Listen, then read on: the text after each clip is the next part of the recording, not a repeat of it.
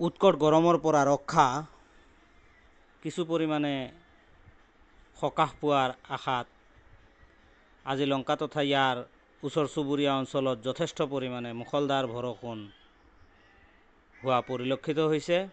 এই মুষলধাৰ বৰষুণত আমাৰ বিদ্যালয়ৰ চৌপাশৰ কিছু মনোৰম দৃশ্য আপোনালোকৰ সন্মুখত দাঙি ধৰিছোঁ।